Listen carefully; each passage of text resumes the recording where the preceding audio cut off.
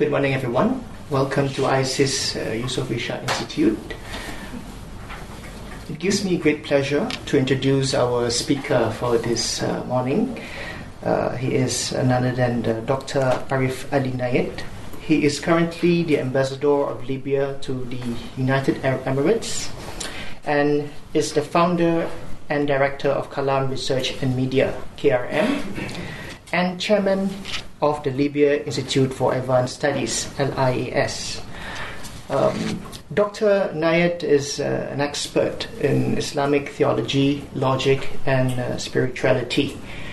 The Muslim 500 ranked Dr. Nayed as one of the most influential Muslims in the world today, and he has done many works on the inter-civilization dialogue, particularly on the Christian-Muslim relations. This morning, Dr. Nayed will be speaking on a very timely issue, which is extremism, trauma, and therapy. So he will be looking at the rise of Islamic State in Iraq and Syria in the Middle East. So Dr. Nayed will be speaking for about 45 to 50 minutes, and then I will open the floor for questions and answer. Dr. Nayed, please. Thank you very much. Bismillahirrahmanirrahim. Alhamdulillah. Wassalatu wassalamu ala rasulillah. Good morning, ladies and gentlemen, and thank you very much for your kind invitation. It is a great honor to be here. And I also thank you for your patience with me. There was a previous occasion when my colleague Sohail Nakhuda, who is with me today, actually represented our institute here. And the second time we postponed the coming, mainly because of the turmoil in Libya and my responsibilities towards the government and the Parliament of Libya. So do forgive me for my shortcomings, and I am honored to have finally made it to see you, and was very much honored to receive your delegation in Abu Dhabi on a previous occasion. So thank you very much, Mr. Chairman. Now, our topic for today is extremism, trauma, and therapy. And we need not explain why this is of relevance, because last night or yesterday there was this trauma in Lahore with tens of people dead. Just a few days ago, Brussels airport train station. The week before, Ankara. The week before, even the same week, Iraq. You know, the football game attack. It's almost endless, and it's almost daily, and it is quite traumatic. And if you look at the footage of interviews with the victims or people who were nearby, or the relatives of victims, or even politicians, I think the symptoms of trauma are actually quite manifest. Now, I am not a psychologist or a psychiatrist, and trauma is a highly technical term that is used in these disciplines, and it is quite reckless maybe to invoke such terms when I'm not a specialist in these fields. However, theologians and philosophers often invoke analogies and metaphors, and I would rather, if you accommodate me as trying to provide a kind of a metaphor or a category or a kind of a schemata through which to look at things, because I think it's very important to invoke this notion of trauma and also associated therapies in dealing with this phenomenon that we are seeing. And I'll explain to you why. I also would like to say from the outset that I am trying to gather a kind of a toolbox, look for useful tools that can help us in understanding what's going on, and hopefully in understanding and developing ways of trying to fix the situation, to cure the situation, to heal the situation. So in the search for a set of tools, I am being very experimental and exploratory, and there is nothing definitive about what I am about to say. It's a matter of a set of ideas that I think can be of use and help. And let me begin with trauma. Freud, as he developed his psychoanalysis, gave a lot of precedence and priority to the pleasure principle.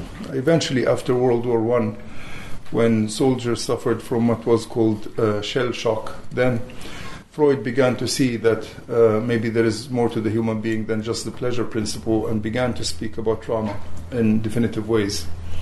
Much of the discourse on trauma that has emerged since has some debt to Freud. However, it developed quite massively after each important war. After World War II, the category got some attention. And then after the Vietnam War, especially, trauma really got a lot of attention because of the horrible experiences that soldiers coming back from the Vietnam War were suffering from. And much of the current discourse on trauma has to do with that origin. There have been attempts to expand the notion to the point where any kind of startling or problematic or stressful situation is seen as traumatic, which dilutes trauma to the point of not making it very useful. There have also been claims to narrow it down to just specific things like war and earthquakes and the like. So there is a lot of controversy in the literature regarding what trauma exactly is. So it is hazardous to actually define it in any particular way. But I think that things like massive wars, prolonged tyranny and tyrannical practices, torture, rape, systematic rape in war, all of these are traumatic phenomena, and I think it's safe to say that they are traumatic, and that they actually leave quite a legacy of very difficult psychological, emotional, and cultural effects or after effects. Now, why is trauma important for understanding ISIS and the rise of ISIS? I believe because trauma is important in three ways. First of all, I think it is the traumatic experiences of the Iraq War and its aftermath, and also the traumatic experiences of the previous tyranny of Saddam Hussein and its aftermath, and the systematic tyranny of Hafez al-Assad and its aftermath, and the trauma of the Syrian revolution and its aftermath. All of these traumas, which were massive and which were quite devastating for these countries, contributed greatly to the rise of ISIS. The systematic post-Iraq War ethnic cleansing and sectarian cleansing that happened in Iraq, for example, has a direct impact on the rise of ISIS. So let us call this the kind of originatory effect of trauma. But there is another dimension, which is what I would call the utilizing of trauma. Meaning, it is very clear from ISIS literature that the dwelling upon the traumas past is a very important part of their entire approach for recruitment. And many of their videos actually begin by stressing the traumas past. Meaning, it is not only the case that trauma has to do with the origin of ISIS, but it's also the case that ISIS is actually using trauma and dwelling upon it in a kind of a reverse phenomenon, if you compare it to therapies that try to kind of overcome trauma and get beyond it. They almost want the population to stay within the trauma, to stay traumatized. And it's very interesting that they actually kind of deliberately keep repeating, and not just repeating in the sense of making it mundane, but actually developing discourses that fill people with more and more hate and more fear and more anguish and more anger for traumas already experienced. So you have originatory trauma, and then you have utilized trauma. But then you have a third kind of trauma, which is very, very interesting, which I would call weaponized trauma, which is not only dwelling upon the trauma of the past, but actually using trauma as a weapon. And we have the terminology of terror and terrorism being activities that inflict terror upon people or generate terror in general. But I think what's happening with ISIS is actually beyond terrorism. It's actually deliberate traumatizing of entire populations. And the way they do this is actually by, as they put it in one of their books, managing viciousness or managing extreme violence. And one of the tactics they use is to give a kind of a sense of omnipresence. You don't know where they will hit you. You could be in an airport checking in, or you could be playing football, or you can be having a picnic in a park, or you could be doing anything that we normally associate with normal living, and all of a sudden there is this massive trauma, catastrophic in its scale.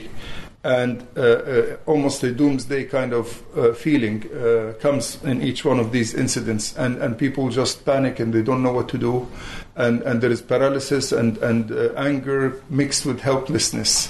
And I think the state of helplessness is something that they try to get at, powerlessness. And in the definition of trauma, being helpless and being powerless is actually quite fundamental in most of the ways people try to describe trauma. So ISIS has a lot to do with trauma because of these three ways in which they use it. They actually emerge because of traumatization that has happened. They utilize this trauma, and then they weaponize trauma so that they actually inflict it.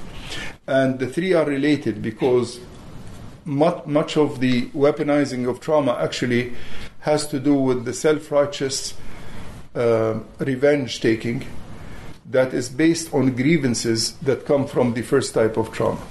So the notion of grievances, the notion of injustice, the notion of being degraded and losing dignity, and wanting to restore that dignity and wanting to take revenge for the grievances or to restore so-called justice, has a lot to do with the justification for dwelling upon it, and the dwelling upon it actually emphasizes those feelings, and then gives the self-righteous kind of justification in their own minds for the infliction of the trauma on others, so that it is because they were traumatized and because they are aware of that trauma that they now inflict trauma on others. And it doesn't occur to them that these are different people that they are killing from the ones who traumatized them in the first place. It doesn't matter.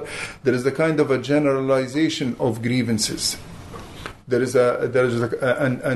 this is a very interesting phenomenon, a kind of a universalizing of grievances. So just because a particular person had a trauma inflicted upon them by a particular agent doesn't stop them from actually doing it to others who have nothing to do with it. So the whole notion of innocence is completely disregarded. So there is in their minds, there is no innocent victim. All their victims are not innocent because somehow they're implicated in their own discourse in the initial trauma that they used to justify. So this is one of the main things I wanted to kind of begin to explore today, and this is the very first time I try to express this and try to articulate something about it. So do forgive me if it is too wobbly or too unclear. Now, there are a few other points that I would like to add to this. One of them is that this is not a new phenomenon, and I think that we are losing a lot if we see this as absolutely unique and absolutely new, and that somehow it is absolutely Islamic and has nothing to do with other things. I think reflection upon the early 20th century in Europe and elsewhere is extremely important. I think the trauma of World War I and what it has generated is very, very important. I know it may seem strange to go so far back, but I believe that what happened in Italy and in Germany and in Spain in particular, with the rise of fascism out of the ashes of the war, are extremely important. Because I truly believe that ISIS is a new form of fascism. It is a kind of an Islamized fascism, but it is a fascism nevertheless. And by fascism I mean that tendency that emerged in the early 20th century, initially in the writings of Benito Mussolini, the Italian dictator, and then in the expressions of Adolf Hitler and some of his associates, has all the similarities to the structure that we just mentioned. They point to a trauma of World War I, and especially the humiliating defeat.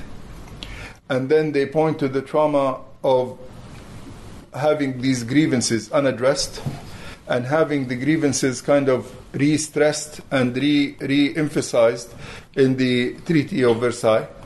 And then dwelling upon this trauma through all this lamentation regarding the war and its aftermath, and this is clear even in the autobiography of Benito Mussolini and in the writings of ideologues like Giovanni Gentili, for example, who was the ideologue of fascism in Italy, and in Mein Kampf, in the book of Hitler, you'll see this kind of dwelling on and kind of almost festering feelings of grievances, which are associated with anger and hate towards others. And then you do get the element of the weaponizing of trauma and the infliction of trauma upon others, most graphically in the horrendous phenomenon of the Holocaust, where it is a deliberate extreme infliction of trauma of an entire population and race, with the idea of total eradication or annihilation, not only of the Jews but the Gypsies and various other populations. So I think this similarity, this parallelism is very important. Why? Because it can help us to unpack many things, and it can also help us by opening for us resources that we don't normally think of. Normally when we think of ISIS and we want to study ISIS, we just go to books on fundamentalism or Islamic extremism, or books on Qaeda and books on the psychology of terrorism and so on. But very little work has been done on utilizing the massive reflection that happened after World War II, especially, on the phenomenon of the rise of fascism and totalitarianism.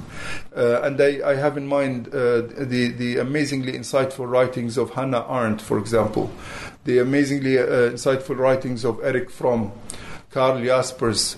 These authors actually try to reflect upon what happened during the war and why the war arose in the first place. And these theories of the analyzing of the rise of fascism are, I believe, of direct relevance for understanding the rise of ISIS. For example, and these are just examples, there was a psychologist called Viktor Frankl who actually survived the Holocaust and went on to develop what he called logotherapy in psychotherapy. And this Viktor Frankl basically said that human beings are always in search of meaning, or for meaning, and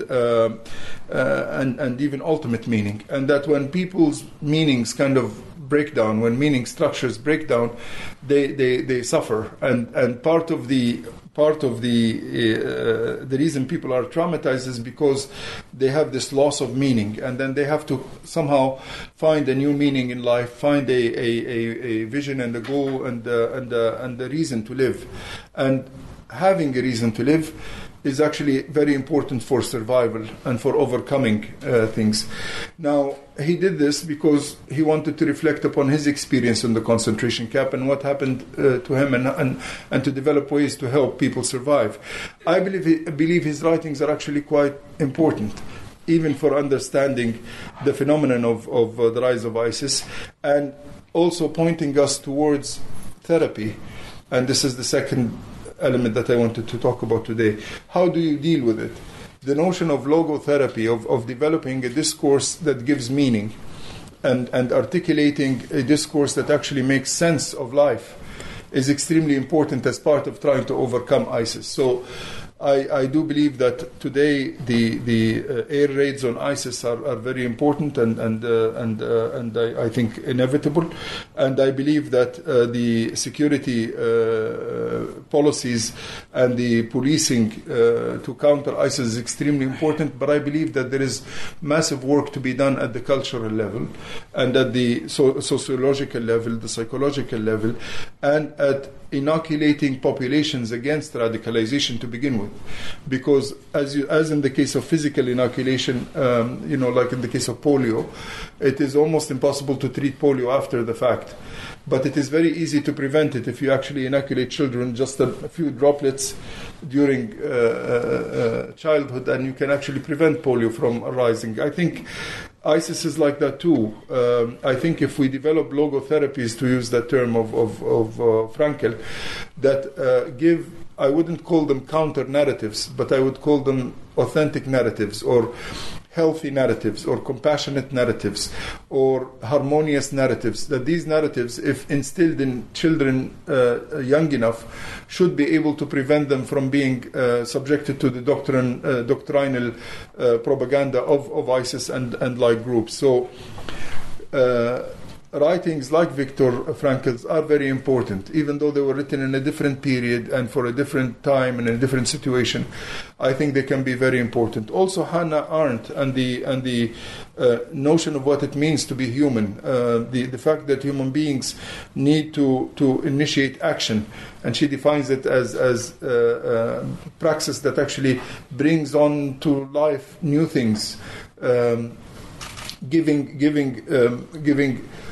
hope to young people so that they can initiate new things. The notion of incubation and incubators, for example, is not only a business activity, but can actually be an incubation of cultural ideas and of good values. So again, her writings are of relevance. She also, in her diagnosis of why things happen and how fascism arises, is also extremely important. For example, she has the notion of professional revolutionaries who tend to hijack revolutions. She has this beautiful book on revolution that I read to make sense of what happened in the Libyan revolution, because I happen to have participated in it early on. And she identifies these individuals who happen to be more organized and more effective and have a clearer command and control structure than the others, who hijack popular uprisings, because popular uprisings tend to be chaotic. So these people actually kind of steal the revolution and put themselves in the nodes of structures that arise, states that arise. And this happened to us in Libya, for example. We had this popular uprising that was massively spontaneous, and because it was so spontaneous, it was quite chaotic. But there were these particular ideological groups who were quite well organized, had decades of experience in party organization and in avant-garde organization, almost along Marxist-Leninist lines, and who actually, and even fascist lines, and they even had black shirts in Libya, which is interesting. So they actually organized themselves very early and managed to control things like structures like central bank, defense ministry, interior ministry, intelligence service, and by doing that, these professional revolutionaries actually managed to steal the Arab Spring. So the phenomenon of the failure of the Arab Spring is actually very interesting to analyze, and I found that Hannah Arendt's analysis of the professional revolutionaries quite instructive. Why are these professional revolutionaries quite instructive? Is because they oftentimes are the preparers for ISIS. It is not the case that they actually are necessarily directly implicated, but they kind of provide the conditions of possibility for the rise of ISIS. Why? It is because such ideologues prevent the state from rising. They make the state fail. They made Libya into a failed state. And once you have a failed state, you have a dead organism, basically, that is not able to defend itself. It becomes it becomes prey to the phenomenon of what do you call it? Scavenging. in Libya, the actual remaining states of the country, the structures, were basically scavenged by ideologues who are building meta-national structures, international organizations and networks that have nothing to do with the nation state. And this cannibalization of the local at the service of something meta-local or meta-national is, I think, a phenomenon that's very, very important.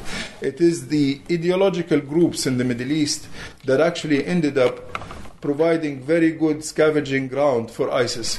ISIS basically lives parasitically. It lives parasitically on states that are failed. It cannot survive in a strong state that actually has proper command and control, monitoring functions, and can actually ward off its enemies.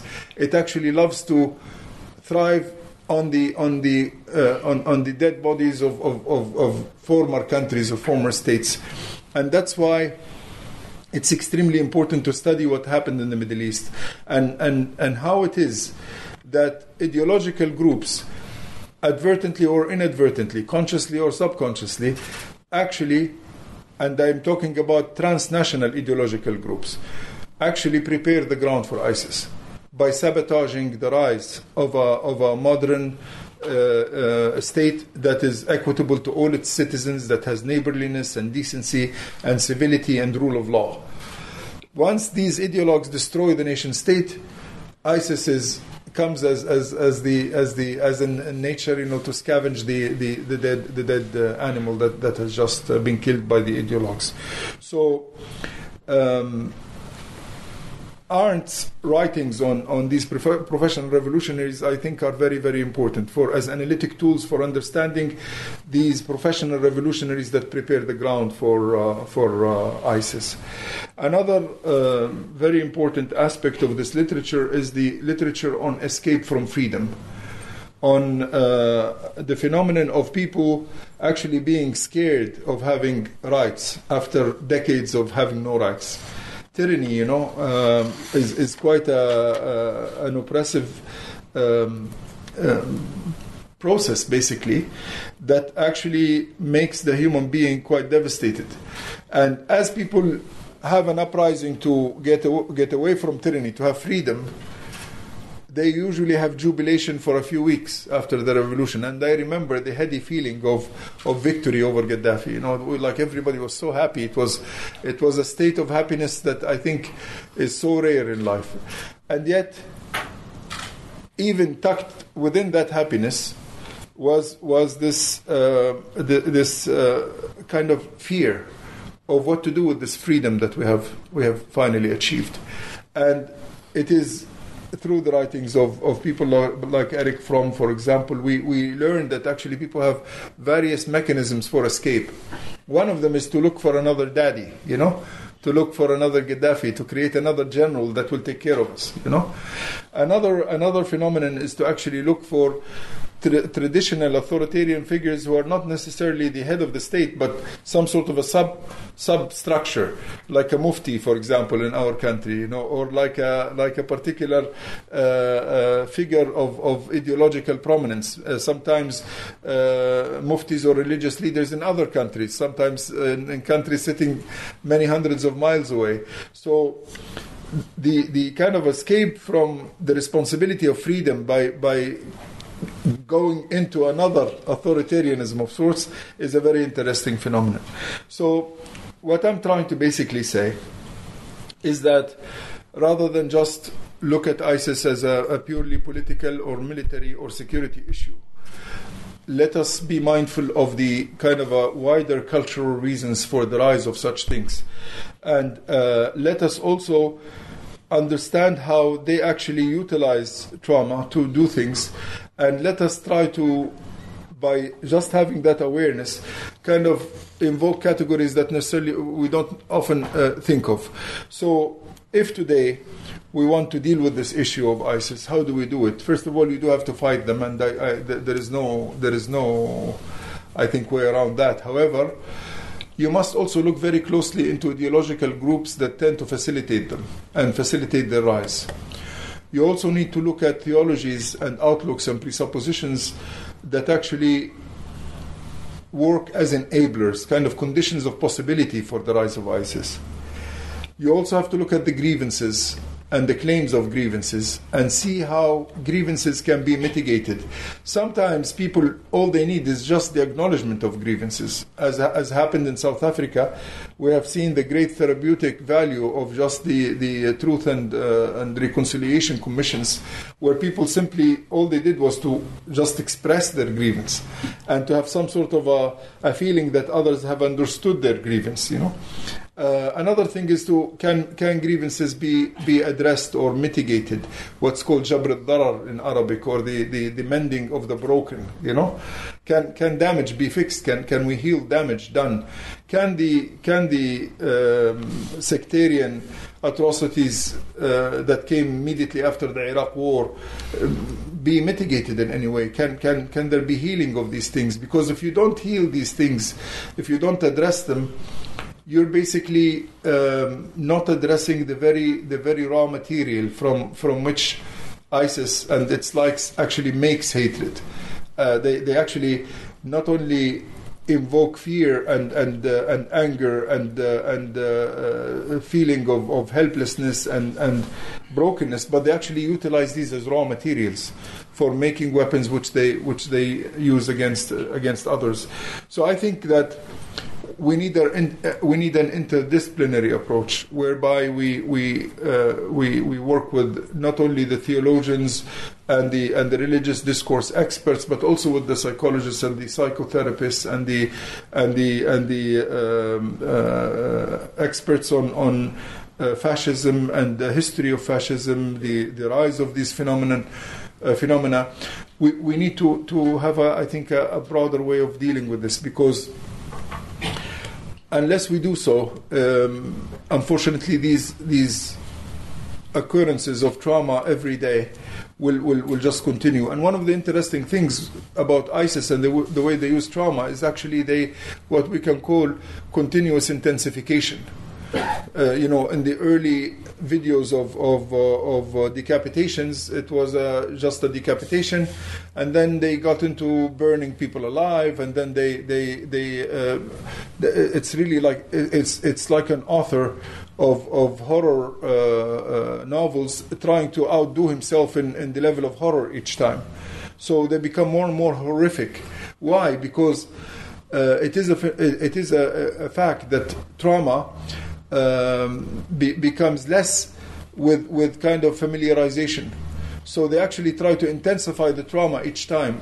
But this trajectory of ever intensifying trauma means that the crimes that we are going to see next year are going to be hugely more horrifying than what we're seeing today. Just as what we're seeing today actually is much more horrible than what we saw last year. And this is really scary, because if this trajectory is not broken, it means that basically you will have an almost apocalyptic kind of World War III kind of scenario. And it's not far-fetched to use that kind of terminology. This World War III will be a different World War III. It's not the same as World War II with massive navies and massive, Air Force, forces. It's actually a kind of a distributed World War III. And it is less von Clausewitz strategy, more Sun Tzu strategy. And it will be a strategy of trying to inflict what I would call omnipresent trauma, meaning that on the same week they will hit you in a dozen places across the world, and in a dozen places, and in a dozen different types of places, to the point where human life as we know it, normal life, of waking up in the morning and going to work and watching a football game and going to the park, will become impossible. We can see, if this phenomenon is not stopped, a state where people will be living in total agitation and traumatization all the time. And we must do something about it. I don't think any one discipline is wise enough or good enough or thorough enough to be able to address this phenomenon completely. We need to do this collectively. We need to do it through networking, by connecting with other people throughout the world. And we need to, just as they're trying to inflict omnipresent trauma, we need to develop omnipresent compassion, peace, and a blessed neighborliness to live together that respects locality and that networks localities in order to counter these extremisms. Forgive me if the talk was stayed at the abstract level. Perhaps in the question and answer we can get to more specific things. Thank you very much for your attention and for your patience with me in developing these experimental ideas that I hope can be of benefit. Thank you very much for your attention.